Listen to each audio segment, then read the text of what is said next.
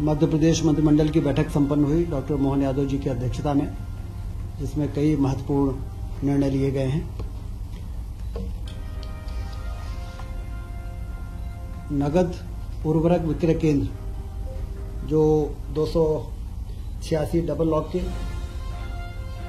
विपणन समिति के 141, विपणन समिति के से संबंधित 121 जो केंद्र ऑलरेडी संचालित थे, उसमें 254 नगद नए उर्वरक विक्रय केंद्रों की स्वीकृति आज दी गई है, जिससे कि हम लोग हमेशा ये बातें आती थी कि लंबी लाइनें हैं, खाद खरीदने में किसानों को समय लग रहा है, परेशानी हो रही है। तो एक बहुत बड़ी राहत इसे मिलेगी। 254 नए केंद्र खोले जाएंगे और ख़ास तौर से जो डिफॉल्टर किसान हैं, जिनको कि नगद में खाद मिल जाए, इसके लिए इस प्रकार के सेंटर की आवश्यकता थी। ये एक निर्णय हुआ है। सतपुड़ा सारणी में सतपुड़ा ताप विद्युत गृह के 4 जो बहुत पुराने इकाइयाँ थी, 410 मेगावाट की 2 थी और 420 मेगावाट की 2, 830 मेगावाट टोटल जो है उसको डीकमीशन किया जाएगा।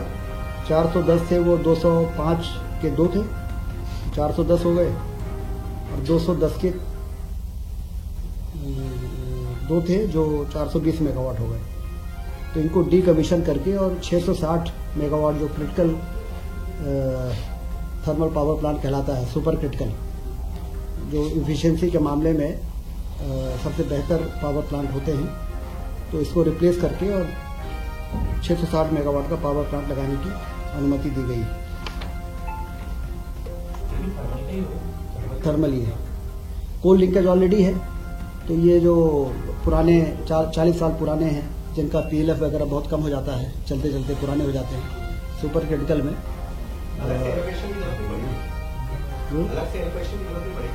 नहीं, कोल लिंकेज जो हमारा है उसी से ये पावर प्लांट लग जाएगा। मेडिकल कॉलेज में जो असिस्टेंट प्रोफेसरों की भर्ती की आयु सीमा 40 थी, उसको बढ़ा के 50 किया गया है, क्योंकि तेजी से मेडिकल कॉलेज खुल रहे हैं। जो एसआर शिप करने की आयु सीमा है वो 45 है। एसआर शिप करने के बाद ही असिस्टेंट प्रोफेसर के लिए लोग अप्लाई कर पाते हैं, तो इसलिए 40 से 50 साल की आयु सीमा आज कैबिनेट ने बढ़ाई है, जिससे हमें असिस्टेंट प्रोफेसरों को मिलने की नियुक्ति में अब ज़्यादा आसानी हो जाएगी। पैरामेडिकल काउंसिल के जो अधिनियम भारत सरकार ने बनाए, उसके रूल्स अभी आ नहीं पाए हैं, इसलिए एमपी पैरामेडिकल काउंसिल के नियमों को एक बार फिर से यहाँ पर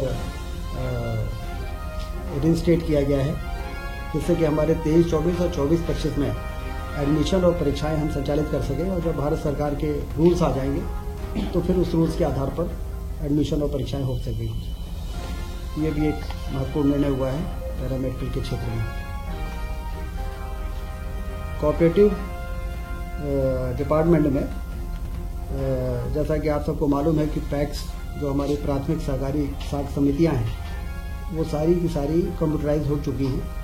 हमारे रजिस्ट्रार ऑफिस डीआर और जेआर के ऑफिसेस को भी कंप्यूटराइज करके और पैक्स समितियों के साथ और हाउसिंग की जो सोसाइटीज़ है, प्राइवेट जो सोसाइटीज़ हैं, उनको इंटीग्रेट किया जा सके, सारी इन्फॉर्मेशन हमें समय समय पे और मिलती रहे। इसके लिए strengthening of cooperative through IT interventions, जिसमें 3.5 करोड़ 68 लाख रुपए खर्च होंगे। 60% भारत सरकार इसमें पैसा दे रही है और 40% स्टेट गवर्नमेंट लगाएगी। और इससे जो इंटीग्रेशन होगा आईटी का, उससे कोऑपरेटिव सोसाइटीज को चलाने में और उसकी मॉनिटरिंग में काफ़ी मदद मिलेगी। मध्य प्रदेश सिविल सेवा में महिलाओं की नियुक्ति के लिए 33% का जो रिजर्वेशन था, उसको 35% किया गया है। बहुत ही महत्वपूर्ण निर्णय है महिला सशक्तिकरण की दिशा में कि अब मध्य प्रदेश में 35% रिजर्वेशन रहेगा नियुक्तियों में। सभी प्रकार की नियुक्तियाँ एमपी गवर्नमेंट 33 से 35। सर ये जो एमपीबीएससी कंडक्ट करती है सिर्फ वो वाले या पीएससी और ईएसबी में जितनी भी नियुक्तियाँ होती हैं सारी। रीवा रीजनल इन्वेस्टर समिट बहुत सफल रही है।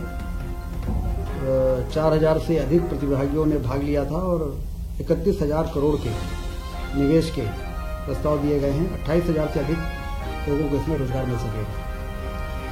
गोवर्धन पूजा का भव्य आयोजन पूरे प्रदेश में हुआ है और 2 नवंबर को सांस्कृतिक विरासत और धरोहरों को संजोने की दिशा में एक महत्वपूर्ण कदम के रूप में देखा जा रहा है।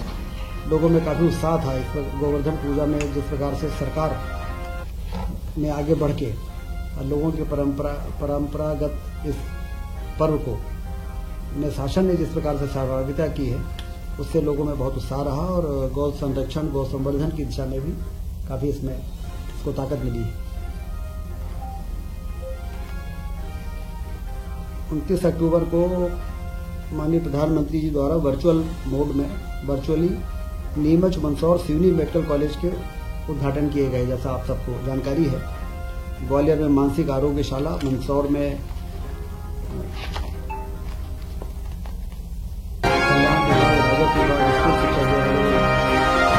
विभागों के द्वारा पीएससी से भरे जाने वाले पदों की जानकारी की भी मुख्यमंत्री जी ने जानकारी मांगी है, क्योंकि बड़ी संख्या में पीएससी से कई विभागों में भर्तियों का प्रक्रिया चल रही है। 7 दिसंबर को नर्मदापुरम में रीजनल इन्वेस्टर समिट होने जा रही है। 7 दिसंबर को नर्मदापुरम संभाग के सभी जिलों के लोगों को निर्देश जारी हुए।